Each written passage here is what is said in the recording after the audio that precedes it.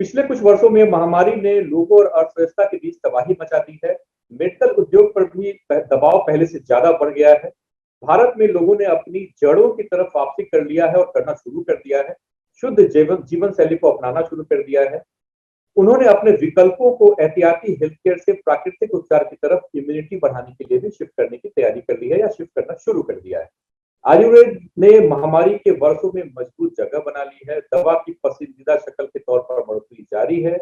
ज्यादा से ज्यादा लोग इसे स्वीकार कर रहे हैं और आयुर्वेद और उसके फायदों के बारे में जान रहे हैं। नमस्कार, मेरा नाम है प्रत्युष संजय, एग्जीक्यूटिव एडिटर जागरण मीडिया के साथ, और मैं आपका स्वागत करता हूं जागरण डायलॉग्स के कोविड स्पेसिफिक सीरीज के आज के इस खास एपिसोड में, जिसे हम ministry of health and family welfare government of India के साथ कोलैबोरेशन में कर रहे हैं। आज का हमारा टॉपिक है कोरोना के दौरान और उसके बाद स्वास्थ्य संबंधी समस्याओं में आयुर्वेद और योग से कैसे मिलेगी मदद। और आज इस महत्वपूर्ण टॉपिक पर बात करने के लिए हमारे साथ हैं डॉक्टर कमलेश भगयोता। डॉक्टर कमलेश का मैं अपने दर्शकों से परिचय करा दूं। Doctor Kamlesh is the associate professor in PG department of Dravyaguna, government Ayurveda medical college, Vadodara, Gujarat. Doctor Kamlesh, आपका जागरण डायलॉग्स में स्वागत। डॉक्टर कमलेश, सबसे पहला सवाल, कोरोना महामारी के दौर में आयुर्वेद और योग की भूमिका क्यों बढ़ जाती है? क्यों ये हमारे स्वास्थ्य के लिए आवश्यक बन गया है आज के दौर? जी डॉक्टर। आज के समय में आपका जो सवाल है वो बहुत ही महत्वपूर्ण है, लेकिन इस सवाल का सीधा जवाब देने से पहले मैं आपको दो ऐसे तथ्य हैं उनके बारे में थोड़ा बताना चाहूँगा। पहले तो ये मैं आपको कहना चाहूँगा कि कोरोना वायरस है वो आयुर्वेद के हिसाब से क्या है, और दूसरा आयुर्वेद क्या है। ये अगर हम जाने तो हम थोड़ा जान सकते हैं कि आयुर्वेद कोविड में किस तरह हेल्पफुल होता है। देखिए, जब से ये जो पृथ्वी है वहाँ पे जीवन की उत्पत्ति हुई, तब से ये वायरस बैक्टीरिया हमारे साथ ही है पृथ्वी पर, और जब शायद पृथ्वी का प्रलय होगा और जीवन समाप्त होगा, शायद तब तक रहेंगे। पहले इन सब बैक्टीरिया वायरस को भूत या जंतु कहा जाता था, लेकिन आजकल उनको वायरस, बैक्टीरिया, प्रोटोजोआ ये सब कहा जा रहा है। तो मेरे कहने का मतलब ये है कि हम इस वायरस से हमेशा नहीं बच सकते, हमें इस वायरस के साथ जीने की आदत डालनी होगी। तो किसी एक वायरस के लिए एक दवा या ये इसका कोई अल्टीमेट सॉल्यूशन नहीं है। अल्टीमेट सॉल्यूशन ये है कि हमारी इम्यूनिटी को बढ़ाया जाए। और दूसरा मैं आपको बताना चाहूंगा कि आयुर्वेद क्या है। आजकल ज्यादातर लोग ये मानते हैं कि आयुर्वेद रोग या रोगों की ट्रीटमेंट है, लेकिन बिल्कुल ऐसा नहीं है। आयुर्वेद के मेनली दो ऑब्जेक्टिव्स है। एक है स्वस्थ से स्वास्थ्य रक्षण, मतलब जो स्वस्थ है उनका स्वास्थ्य बनाए रखना, और जो रोगी है तो उनके रोगों की सारवार करना। आयुर्वेद केवल रोगों की ट्रीटमेंट नहीं है, आयुर्वेद है वो लाइफ साइंस है, आयुर्वेद है वो जीवन का विज्ञान है। वो हमें हमारे आहार विहार से हम किस तरह स्वस्थ रह सके वो हमें समझाता है, वो हमें बताता है। आयुर्वेद यानी डाइट, आयुर्वेद यानी सद्वृत आचार रसायन यानी कि स्ट्रेस मैनेजमेंट, आयुर्वेद यानी कि दिनचर्या जो हमारी बायोलॉजिकल क्लॉक को एकदम सेट करती है, और लास्ट में आता है ऋतुचर्या आयुर्वेद। तो ये सीजनल रेमेडीज है पूरा। तो अब हम बात करें कि कोविड के केस में क्या हुआ है। आप पहले वेव और सेकंड वेव वो दोनों में देखिए, सबसे ज्यादा केसेस हमें मिले थे फरवरी, मार्च, अप्रैल के टाइम में। ये टाइम आयुर्वेद के हिसाब से ऋतु संधि कहलाता है, मतलब दो ऋतुएं वहां पे मिलती है। ठंडी कम हो रही थी और धीरे धीरे गर्मी पड़ रही थी। तो ऐसे समय पे हमारी बॉडी की इम्यूनिटी एकदम कम होती है और वायरस जो बैक्टीरिया है वो ज्यादा एक्टिव हो जाता है। तो इसी कारण हमें इस समय में सबसे ज्यादा केसेस मिले। तो अब उनका सॉल्यूशन क्या है? उनका सॉल्यूशन ये है कि पहले हमें ये समझना पड़ेगा कि पृथ्वी, सूर्य और चंद्र, ये जो तीनों की गति और स्थिति है वो हमारे स्वास्थ्य के लिए बहुत ही महत्वपूर्ण है। न केवल मनुष्य के लिए, लेकिन जितने भी वनस्पतियां हैं या तो फिर पशु पंखी है, उन सबके स्वास्थ्य के लिए भी इतनी ही महत्वपूर्ण है। तो हमें सीजन को ध्यान में रख के हमारा डाइट प्लान करना चाहिए। अब काफी सारे लोग ये सवाल उठाते हैं कि आयुर्वेद में तो कोविड का कहीं पे रेफरेंस है नहीं, तो फिर हम ये सब कैसे माने कि आयुर्वेद और या फिर योग में कोविड की ट्रीटमेंट है। देखिए, किसी भी रोग का नाम वो तो मैटर करता है लैंग्वेज और बाकी टर्मिनोलॉजी।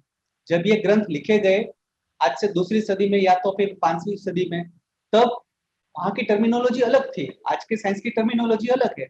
लेकिन आयुर्वेद का जो प्रधान ग्रंथ है चरक संहिता, उसमें ये स्पष्ट कहा गया है कि जब आप किसी रोग का नाम न दे पाए, तब आप वो रोगी के लक्षणों को देखते हुए उनके उत्पन्न जो उनके शरीर में जो दोष उत्पन्न हुए हैं, उनको ध्यान में रखते हुए उसकी ट्रीटमेंट कीजिए।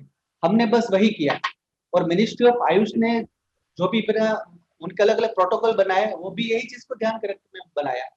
कोविड में कफ और वायु के लक्षण ज्यादा मिल रहे थे, तो हमने रोगी को उनके लक्षण को ध्यान में रखते हुए ट्रीटमेंट दी और हमें काफी फायदा मिला। ये जो बेनिफिट का रेशियो था वो सिर्फ 5 या 10% नहीं, लेकिन 95 टू 97% था। और एक आखिर में ये बात कि आयुर्वेद क्यों अहम है। आयुर्वेद में औषधि यानी मेडिसिन का प्लेस चौथा है। सबसे पहले जरूरी है डाइट, जो हमें सीजन के हिसाब से लेना चाहिए, हमारी खुद की जो प्रकृति है उसके हिसाब से लेना चाहिए। दूसरा आता है लाइफस्टाइल मैनेजमेंट, यानी हमारी जो बायोलॉजिकल क्लॉक है, यानी कब सोना है, कब उठना है, वो हमें अंदर से इम्यूनिटी देता है, हमारी इम्यूनिटी को बढ़ाता है। तीसरा आता है फिजिकल एक्सरसाइज, हम जो भी खाते हैं उनका प्रॉपरली डाइजेशन हो, उसके लिए भी ये एक्सरसाइज व्यायाम बहुत ही महत्वपूर्ण है। और चौथे स्थान पे आता है औषध। तो एक्चुअल आयुर्वेद ये है, और ये सब चीजें ध्यान में रख के हमने आयुर्वेद की ट्रीटमेंट की। डॉक्टर, कोरोना के समय में हर व्यक्ति अपनी इम्यूनिटी की चिंता में और इम्यूनिटी बढ़ाने के उपायों में लग गया था। हमारा अगला सवाल इम्यूनिटी को लेकर है कि हम आपसे जानना चाहते हैं कि आयुर्वेद और योग की मदद से अपनी इम्यूनिटी को कैसे स्ट्रॉन्ग किया जा सकता है, इसके क्या क्या उपाय किए जा सकते हैं। जी डॉक्टर।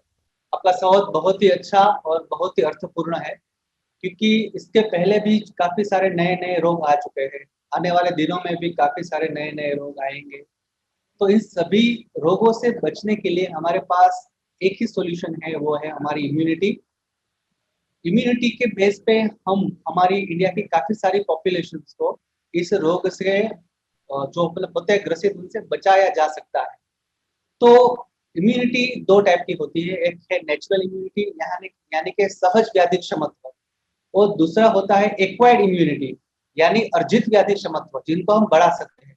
तो नेचुरल इम्यूनिटी है वो हमारे दादा दादी, हमारे नाना नानी, हमारे माँ बाप के जो जीन्स है, जो हमारे डीएनए में आती है, वो होती है। दूसरा मतलब ऋतु के हिसाब से होती है। दूसरा हमारी कास्ट, यानी हम मतलब किस रेशिश के साथ जुड़े हुए, उसके साथ होती है जुड़ी हुई। और बाकी हमारा मतलब डेवलपमेंट कहाँ पे हो रहा है, उनके साथ जुड़ी हुई होती है। तो ये सब हुई नेचुरल इम्यूनिटी। अब हम बात करें एक्वायर्ड इम्यूनिटी की, तो इम्यूनिटी को बढ़ाया जा सकता है। हाँ, इम्यूनिटी को काफी हद तक बढ़ाया जा सकता है, लेकिन इम्यूनिटी को रातों रात नहीं बढ़ाया जा सकता। इम्यूनिटी को बढ़ाने के लिए एक बहुत अच्छी तरह से सिस्टम को डेवलप करना पड़ेगा। हमारे शरीर की जो टेंडेंसी है उनको समझना पड़ेगा, और हमारे शरीर को जो सुटेबल है उस उपाय को अपना के हमारी इम्यूनिटी को बढ़ाया जा सकता है। अब मैं कुछ जनरल्स आपको एग्जांपल बताऊं कि जो ज्यादातर लोगों को लागू पड़े। वो है, एक तो है डाइट, बहुत ही अच्छा पोषणक्षम आहार खाना। अब आहार को लेके हमारी जो सोच है वो ये है कि हमारी आहार में कितना प्रोटीन है या फिर कार्बोहाइड्रेट किस टाइप के है, तो उसमें कौन कौन से विटामिन है, कौन कौन के मिनरल्स है। ये थियरी गलत नहीं है, ऐसा मैं नहीं कह रहा, लेकिन जो आप आहार ले रहे हो वो आप बचा सकते हैं कि नहीं, वो उसकी न्यूट्रिशनल वैल्यू से भी ज्यादा महत्वपूर्ण है। आप ये चीज सोचिए कि आपकी आहार में जो न्यूट्रिशन है वो भले ही बहुत अच्छा, बहुत ही बैलेंस हो, लेकिन अगर आपका शरीर उसे पचा नहीं सकता, उसको प्रॉपरली डाइजेस्ट नहीं कर सकता, तो वो जो न्यूट्रिशन है उसका बेनिफिट आपके शरीर को बिल्कुल नहीं मिलेगा। तो ये आयुर्वेद का आहार के लेके सिद्धांत है। दूसरा एक सिद्धांत है फूड इनकम्पेटिबिलिटी, जिसको आयुर्वेद में विरुद्ध आहार बोलते हैं। हमें आहार के लिए ये सोचना है कि हम आहार के जो एलिमेंट्स है उसके मटेरियल को किसके साथ ले रहे हैं। अगर दूध को आपने किसी खट्टी चीज के साथ या दूध को आपने किसी नमकीन चीज के साथ लिया, तो शरीर को उसके बेनिफिट के साथ साथ उसके नुकसान भी होंगे। तो ये एक आहार के लेके कुछ आयुर्वेद के सिद्धांत है जो मतलब इम्यूनिटी के साथ सीधे जुड़े हुए हैं। बाकी जो मैंने आपको बताया कि हमारी बायोलॉजिकल क्लॉक, तो जैसे ही सूरज उगता है और सूरज का अस्त होता है, उस हिसाब से हमारी अग्नि भी होती है। तो मतलब अर्ली मॉर्निंग सूरज उगे उससे पहले हमें उठ जाना चाहिए, दोपहर को नहीं सोना चाहिए, और शाम का खाना जितना जल्दी हो सके यानी सूर्यास्त के समय या सूर्यास्त के समय के बाद तुरंत ले लेना चाहिए। ये बहुत ही इंपॉर्टेंट है। क्योंकि मैंने आपको बताया पहले कि सूरज की स्थिति और गति सीधे हमारे शरीर के साथ जुड़ी हुई है। अगर आप इस तरह से करेंगे तो आपकी इम्यूनिटी मतलब बहुत ही अच्छी होगी। मतलब तीसरा महत्वपूर्ण है हमारी स्लीप, निद्रा। आजकल हम देखते हैं कि वर्कलोड की वजह से या फिर स्ट्रगल जो हम चारों ओर देख रहे हैं, उस वजह से सीधी इफेक्ट हमारी नींद के ऊपर हुई है। हमारे शरीर को नंबर ऑफ आवर्स स्लीप कितनी चाहिए वो इतना महत्वपूर्ण नहीं है, लेकिन हमारे शरीर को साउंड स्लीप चाहिए, डीप स्लीप चाहिए। यानी आप ऐसी स्लीप सोए जिसमें आपके बॉडी के अलग अलग सिस्टम को कंप्लीट रेस्ट मिले। तो स्लीप ये भी हमारी इम्यूनिटी के साथ मतलब जुड़ी हुई है। हमारे बॉडी में जो हार्मोन हार्मोन लेवल पे जो चेंजेस होते हैं, उसके लिए हम रात को जल्दी सोए और सुबह जल्दी उठे और एकदम साउंड स्लीप ले, तो वो हमारी इम्यूनिटी के साथ सीधा जुड़ा हुआ है। तो मेरे ख्याल से ये आहार है, विहार यानी फिजिकल एक्सरसाइज और बाकी नींद और मन, स्ट्रेस मैनेजमेंट को अच्छी तरह से समझना ही होगा। आज हमारे जीवन के साथ जुड़े हुए सभी क्षेत्रों में स्ट्रेस कहीं न कहीं हमारे जीवन का हिस्सा ही बन गए। भले ही वो कोई बच्चा हो या कोई सीनियर सिटीज़न हो, कोई मतलब प्रोफ़ेशनल हो या फिर कोई भी नॉन प्रोफ़ेशनल हो, सभी के जीवन में स्ट्रेस एक अहम हिस्सा बन गया है। तो इस स्ट्रेस मैनेजमेंट के लिए योग और ध्यान वो बहुत ही महत्वपूर्ण है। स्ट्रेस की वजह से ही ज़्यादातर बीमारियाँ होती है। इवन मतलब डब्ल्यूएचओ भी कहता है कि more than 90% diseases are psychosomatic. यानी आजकल जितने भी रोग पाए जाते हैं उसमें 90% डिसीज़ है वो रोग है मनोदैहिक। यानी पहले हमारे मन को असर करते हैं, उसके बाद हमारे शरीर को असर करते हैं।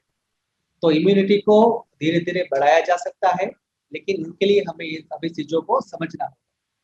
जी, डॉक्टर, इसी से जुड़ा हुआ हमारा अगला सवाल है, इम्यूनिटी बढ़ाने के लिए कई लोगों ने पिछले 1 डेढ़ साल में कोरोना के दौर में अंधाधुंध दवाइयों का जैसे कि उसके साथ-साथ कच्चे लहसुन, आंवला, अदरक, गिलोय का अंधाधुंध सेवन शुरू कर दिया और इससे उनके स्वास्थ्य पे बुरा असर भी पड़ा। इस पर आप क्या कहना चाहेंगे? जिस तरह से अंधाधुंध दौड़ चलती है इन चीज़ों का सेवन करने की, ये क्यों रुकना चाहिए और क्यों ज़रूरी? जी। जी। अ, आयुर्वेद को समझने में काफ़ी सारे लोगों ने गलती यहाँ पर भी की है। जिस तरह मतलब मॉडर्न मेडिकल साइंस में एक टैबलेट है पैरासिटामोल, तो वो सीधा फीवर के ऊपर अपना काम करेगी ही करेगी। मतलब एंटीपायरेटिक उसकी जो प्रॉपर्टी है वो हमें सभी में एक जैसी ही देखने को मिलेगी, क्योंकि वो सीधे रिसेप्टर के ऊपर उसकी इफ़ेक्ट है। लेकिन आयुर्वेद में ऐसा नहीं है। आयुर्वेद में एक उसका मौलिक सिद्धांत है, वो सिद्धांत है प्रकृति का। यानी हमारा शरीर है वो वायु, पित्त और बाकी रहा कफ प्रकृति। ये इन 3 प्रकृति के साथ जुड़ा हुआ है। एक मैं सीधा सवाल आपको पूछना चाहूँगा कि आप मतलब अपने आप को पूछिए, आपके साथ जितने भी लोग जुड़े हुए हैं या आप जिन लोगों को मतलब बार-बार देखते हैं, हमारी स्लीप की पैटर्न अलग-अलग है, हमारी भूख अलग-अलग है, हमारी प्यास अलग-अलग है, हमारी फिजिकल स्ट्रेंथ अलग-अलग है, हमारा मेंटल पावर है वो अलग है, हम सबका ग्रास्पिंग अलग है। इवन हमारा बेसल मेटाबॉलिक रेट वो अलग है, हमारा बॉडी मास इंडेक्स वो अलग है। जब हम सभी लोगों का फिजिकल और मेंटल कंस्टिट्यूशन अलग-अलग है, तो एक सिम्पटम्स के लिए एक दवाई कैसे हो सकती है? तो जो भी लोग ये मानते हैं कि चलो गिलोय है वो इम्यूनिटी बनाने के लिए अक्सिर है, तो वो सभी लोगों के लिए नहीं है। हमें वो जो ड्रग जो इम्यूनोमॉड्यूलेटर है, जो हमारी इम्यूनिटी को बढ़ाते हैं, उनके बारे में भी थोड़ा जानना चाहिए। आजकल आप जैसे बता रहे हैं, आपकी बात बिल्कुल सही है, ऐसा ही हुआ है। कोविड-19 के बाद काफ़ी सारे लोगों ने आयुर्वेदिक काढ़े पिए, तो इतनी ज़्यादा क्वांटिटी में पिए और काफ़ी काढ़े जो एकदम गरम थे। अगर अगर गरम काढ़ा अगर कोई पित्त प्रकृति वाला आदमी एकदम गरम सीज़न में पीता है, तो उसको फ़ायदे की जगह नुकसान होगा। आंवला अगर बहुत ही ज़्यादा क्वांटिटी में आंवला खाते हैं, तो आंवले की वजह से भी कई बार जॉइंट में पेन या स्वेलिंग होते हैं। तो ऐसा नहीं है कि सभी ड्रग सेफ है। वो सेफ्टी का मेज़रमेंट ये है कि वो लेने वाला व्यक्ति उसकी प्रकृति क्या है, वो मतलब कितने डोज़ में लेते हैं, उसको लेने की मेथोडोलॉजी क्या है और मतलब कौन-सी सीज़न में लेते हैं, कि मतलब कितने ड्यूरेशन तक लेते हैं। अगर 2-5 दिन लिया तो प्रॉब्लम नहीं है, लेकिन 3 महीने, 4 महीने तो आयुर्वेद साइंस अपनी जगह पे बिल्कुल गलत नहीं है, लेकिन उनके सिद्धांतों को बिना समझे हम इम्यूनिटी के जितने उपाय हैं उसको सीधे अपनाएँगे, तो हो सकता है कि फ़ायदा भी होगा और नुकसान भी होगा। तो मेरे ख्याल से इम्यूनिटी मॉड्यूलेटर हमारे पास काफ़ी सारे ऑप्शंस हैं, लेकिन हमें वो सब एक-एक चीज़ को थोड़ा-सा मतलब डिटेल में जाके स्टडी करना होगा और आयुर्वेदिक वैद्य या उसके जो निष्णात है, उनके एक्सपर्ट है, तो उनकी सलाह मशवरे के साथ ही हमें लेना चाहिए। जी डॉक्टर, ऐसा कहा गया है कि महामारी से निपटने के लिए आयुर्वेद और योग के पास मनोवैज्ञानिक एंड और भावनात्मक समस्याओं से भी मुकाबला करने का समाधान है। आयुर्वेद को ministry of health and family welfare और आयुष मिनिस्ट्री के संयुक्त रूप से शुरू किए गए राष्ट्रीय उपचार प्रोटोकॉल में भी शामिल किया गया है। इसका क्या मतलब हुआ और ये कैसे आम लोगों के लिए फायदेमंद हो सकता है? जी डॉक्टर। जी, हमने कोरोना की पहली और दूसरी वेव में ये एक चीज़ कॉमन देखी कि जो लोग इस रोग को लेके डर गए थे या काफ़ी स्ट्रेस फील कर रहे थे, उनको ज़्यादा सिम्पटम्स न होने के बावजूद भी उनके बॉडी को काफ़ी हार्म हुआ है और कुछ लोगों की डेथ भी हुई। तो उसका सीधा मतलब ये है कि हमारे स्वास्थ्य में मन या मनोभावनात्मक हमारा जो एटीट्यूड है, वो बहुत ही महत्वपूर्ण है। आयुर्वेद में सद्वृत और आचार रसायन एक कहा गया है, जो अष्टांग योग में भी है। तो आयुर्वेद में जो सद्वृत और आचार रसायन बताया गया है, वो हमें ये समझाता है कि इन सब रोगों के साथ हम किस तरह जी सकते हैं। उसके लिए हमारे मनोभावनात्मक जो एलिमेंट है, उसमें हमें किस तरह से चेंज करना है। अष्टांग योग में भी जिस तरह हम जानते हैं कि यम, नियम, आसन, प्राणायाम, प्रत्यात्म, उसके बाद धारणा, ध्यान, समाधि, ये 8 अंगों में सबसे पहले यम और नियम है। और ये क्या है? जिसमें हम सत्य, अहिंसा, अस्तेय, अपरिग्रह, ये सब बताया गया है। आयुर्वेद में भी यही कहा गया है कि हमेशा सत्य बोले, हमेशा प्रसन्न रहने की कोशिश वो करे, दान करे और मतलब प्रकृति के नजदीक रहे। तो ये मनोभावनात्मक जो लक्षण है, वो हमारे इम्यूनिटी के साथ सीधे जुड़े हुए हैं। दूसरा एक चीज मैं आपको बताना चाहूंगा कि स्वस्थ की डेफिनेशन, स्वस्थ की परिभाषा क्या है, वो एक बार फिर से सोचने का समय आ गया है। हम ये मानते हैं कि लाइफ स्पैन को बढ़ाना या फिर हमारा आयुष्य ज्यादा हो, तो वो ही हमारे लाइफ का या हमारे आरोग्य का अंतिम लक्ष्य है। ऐसा बिल्कुल नहीं है। लाइफ स्पैन इम्पोर्टेंट है, लेकिन क्वालिटी ऑफ लाइफ वो ज्यादा इम्पोर्टेंट है। आयुर्वेद में स्वस्थ की एक व्याख्या बहुत अच्छी दी गई है। उसमें कहा गया है कि समदोषः समाग्नि समधातु मलक्रिय है। उसके बाद कहा है प्रसन्न आत्मेंद्रिय मनो स्वस्थ इति अभिधीयते। यानी आपके शरीर में वायु, पित्त, कफ, ये तीनों दोष एकदम एकदम अच्छी तरह बैलेंस हो। उसके बाद आपकी अग्नि सम हो। उसके बाद आपकी 7 धातु है वो एकदम प्रॉपर हो, मल प्रॉपर हो। और लास्ट में कहा कि प्रसन्न आत्मा, इंद्रिय और मन, ये अगर प्रसन्न रहे तो ही हम स्वस्थ कहलाएंगे। तो काफी सारी यौगिक और मेडिटेशन के साथ जुड़ी हुई काफी सारी ऐसी टेक्निक है। आयुर्वेद में भी दवाइयों के साथ साथ देव व्यपाशय और सत्वावजय चिकित्सा बताई गई है कि जो हमें जी मंत्र यानी संगीत सुने, मतलब अच्छा जो मतलब म्यूजिक है वो सुने, हम साथ रहे नेचर में, फिर एनिमल्स के साथ रहे, हम लोगों से मिले जुले, मतलब अच्छी किताबें पढ़े। ये सभी चीजें हमारे मन को पोषण देती है, हमारे माइंड को न्यूट्रिश करती है। तो मुझे लगता है कि इन सभी चीजों को ध्यान में रख के हम अपने मन को संयमित कर सकते हैं। जी डॉक्टर, बहुत अच्छी बातें बता रहे हैं आप। अब बात करते हैं योग की। हमने पिछले कई वर्षों में देखा है कि खुद प्रधानमंत्री श्री नरेंद्र मोदी ने योगा पर एक विशेष ध्यान भी दिया है। हम हमारे दर्शकों के लिए आपसे ये जानना चाहते हैं कि क्यों योग की हमारे जीवन में कैसे एक महत्वपूर्ण स्थान होना चाहिए आज के दौर में? जी। जी, जिस तरह आयुर्वेद को यानी कि एक्चुअल आयुर्वेद को समझने में कहीं ना कहीं हम सबकी गलती हुई है, उसी तरह योग को समझने में भी हम कहीं ना कहीं वीक हुए हैं। योग, ज्यादातर लोग योग को फिजिकल मानते हैं, योग यानी आसनास, ये सब मानते हैं, लेकिन ऐसा बिल्कुल नहीं है। जैसे अभी मैंने आपको बताया कि स्वस्थ रहना मतलब क्या, जहाँ पे आपकी आपकी फिजिकल हेल्थ, आपकी मेंटल हेल्थ, सोशल हेल्थ और स्पिरिचुअल हेल्थ, ये सभी अगर इंटीग्रेटेड अप्रोच से हमारे साथ सम्मिलित होती है, तभी हम सही मायने में स्वस्थ होते हैं। तो योग का अल्टीमेट पर्पस ये है कि शरीर के माध्यम से हमारे मन को, हमारे सामाजिक जो व्यवसाय है उनको, हमारे हमारे अंदर जो है ऐसे आध्यात्मिक मूल्यों को समझे। योगः कर्मसु कौशलम। आप जो काम करते हैं उसमें अगर आपकी स्किल डेवलप करें, उसमें आप इन्वॉल्वमेंट के साथ अगर काम करते हैं, तो वो भी योग है। तो योग एक कंप्लीट और डिवाइन मेडिकल साइंस है कि जो हमें शरीर के माध्यम से हमारी मन और कुछ ऐसी चीजें कि जो अध्यात्म के साथ जुड़ी है, उनके लिए हमें एक्सप्लोर करते हैं, उनको समझाते हैं। योग की एक बहुत अच्छी बात यह है कि योग हमें समष्टि के साथ, यानी हमारे नेचर या प्रकृति के साथ हमें जोड़ने की कोशिश करते हैं।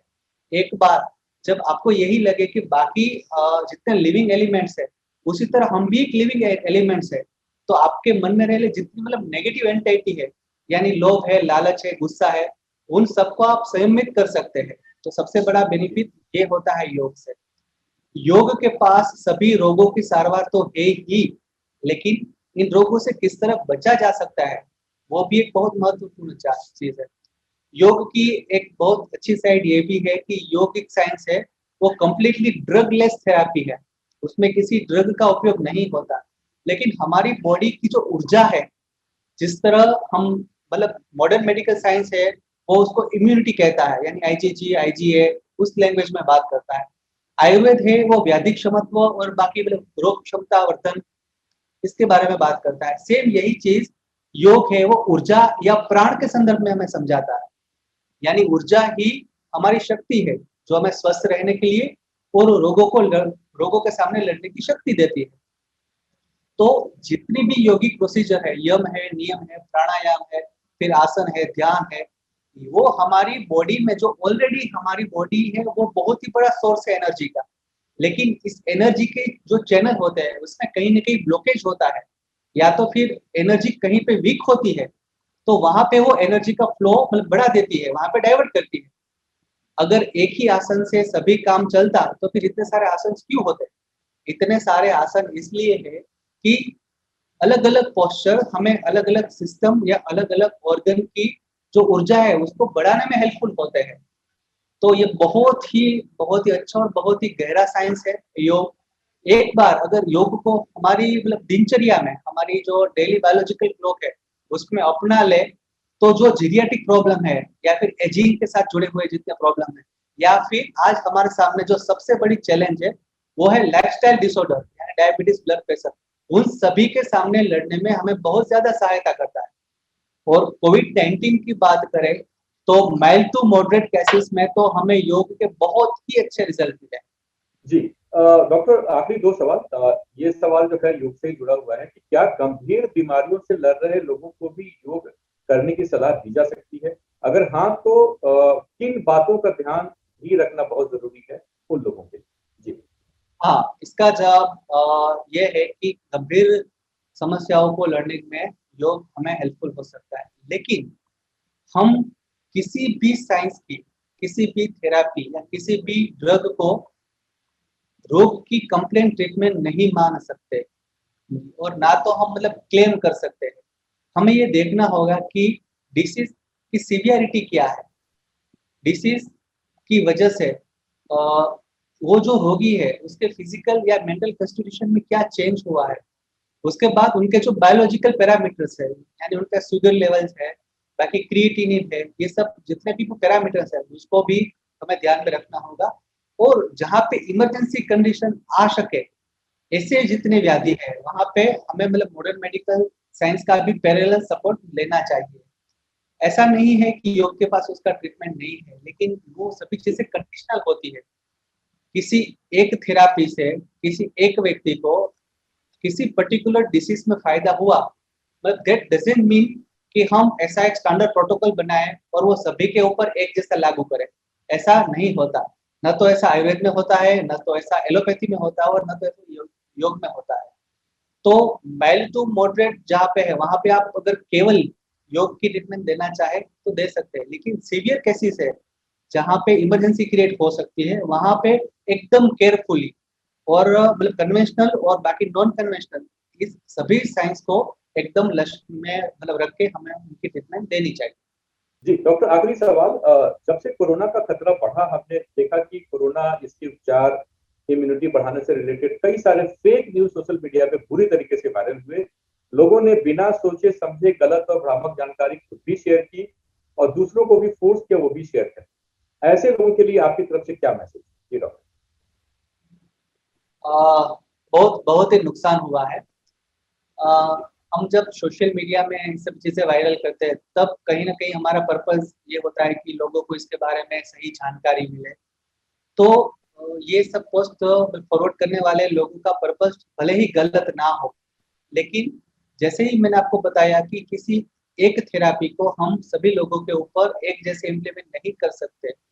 किसी एक व्यक्ति को अगर उससे फ़ायदा हुआ है, तो ज़रूरी नहीं है कि सभी लोगों पे उसका फ़ायदा होगा ही। हमारे पास आज इंडिया में हमारी जो हेल्थ की सिस्टम है, वो काफ़ी डेवलप हो चुकी है। हमारे पास एविडेंस बेस्ड साइंस का भी एक बहुत ही उम्दा प्रिंसिपल है, जिसमें हम इन सभी जो थेरेपी है उसको सबसे पहले सबसे पहले लेबोरेटरी में हम इवैल्यूएट करते हैं। उसके बाद एनिमल मॉडल में देखते हैं कि उसकी एफिकेसी क्या है और लास्ट में हम ह्यूमन बीइंग के ऊपर उसकी इफेक्ट को देखते हैं और उसके बाद स्मॉल स्केल पे स्टडी होता है। ये पूरी सिस्टम है। उसके बाद अगर स्मॉल स्केल में जब ह्यूमन के ऊपर हमें उसके अच्छे प्रभाव देखने को मिलते हैं, उसके बाद हम सोसाइटी में इस थेरेपी को या इस ड्रग को या तो फिर वैक्सीन को इम्प्लीमेंट करते हैं। तो ये एक पूरा साइंस है, ये पूरी सिस्टम है।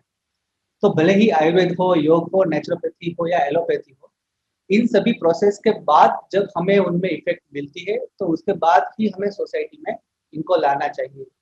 आप जो भी पोस्ट फॉरवर्ड करते हो, क्या आपको एक्चुअल पता है कि उनके फेज़ 1, 2, 3, 4 जो मैंने अभी आपको बताया, उसके स्टडी हुए हैं कि नहीं? अगर आपको पता नहीं है, तो ये हमारी नैतिक जवाबदारी है, हमारी रिस्पॉन्सिबिलिटी है कि हम उनको इस तरह बिना जाने या बिना परखे उसको फॉरवर्ड ना करें। फ़ायदा हुआ अगर किसी को तो अच्छी बात है, लेकिन अगर किसी को नुकसान हुआ, तो उसके लिए कहीं न कहीं हम लोग ज़िम्मेदार हैं कि जो इन पोस्ट को ऐसे ही बिना जाने या बिना समझे उनको फॉरवर्ड करते हैं। तो इस तरह हमें बिल्कुल नहीं करना चाहिए। आयुर्वेद है वो बहुत ही यूनिक साइंस है। आयुर्वेद के जो भी प्रिंसिपल है, वो बहुत ही फ़ायदेमंद है, लेकिन आयुर्वेद की जो थेरेपी है, आयुर्वेद के प्रिंसिपल है, उनको अगर बिना सोचे-समझे इम्प्लीमेंट करें, तो फ़ायदा जो होता है उसके साथ नुकसान भी होता है। आयुर्वेद है वो एकदम निर्दोष है, उसे कुछ नुकसान नहीं होता, ऐसा बिल्कुल नहीं है। तो जो थेरेपी आपको ऐसी लगे कि इससे कुछ नुकसान नहीं है, ये आपकी गलत सोच है, ऐसा नहीं है बिल्कुल। तो जो भी दर्शक मित्र ये सब वीडियो देख रहे हैं, मेरे भारत के सब देशवासियों, हम सब एक-दूसरे के साथ बहुत ही अच्छी तरह से जुड़े हुए हैं। हम सब हमारे राष्ट्र को निर्माण करने के लिए कहीं न कहीं अपना सहयोग दे रहे हैं। तो एक मानसिक परिपक्वता, हमारी जो अभिव्यक्ति की स्वतंत्रता है, उसका आप उपयोग ही कीजिए, लेकिन एक मानसिक परिपक्वता के साथ। तो हम इस राष्ट्र निर्माण में कहीं न कहीं देश को कुछ काम आ सकते हैं, ऐसा मेरा मानना है। जी, समय अभाव के कारण इस चर्चा को हम यहीं रोकते हैं। डॉक्टर कमलेश, आपका बहुत-बहुत धन्यवाद। आपने सारे सवालों का बहुत डिटेल्स में जवाब दिए। मैं आशा करता हूँ जागरण के दर्शकों को, पाठकों को ये सेशन पसंद आया होगा और फायदेमंद लगा होगा। जागरण के फेसबुक पेज पे, यूट्यूब चैनल पे ये सेशन का वीडियो अवेलेबल रहेगा, जिसको आप अपने परिवार में, दोस्तों को भेजकर उन तक ये जानकारी पहुँचा सकते हैं जो डॉक्टर कमलेश ने बहुत डिटेल्स में दिए। You can read about this interview on Jagran Hindi and English website as well. Jagran Dialogues objective is to spread health literacy, and we'll come to you with a new topic with another guest once again. Till then, do follow all COVID guidelines, get vaccinated on time, stay safe, stay healthy. Thanks, Dr. Kamlesh, once again. Thank you very much.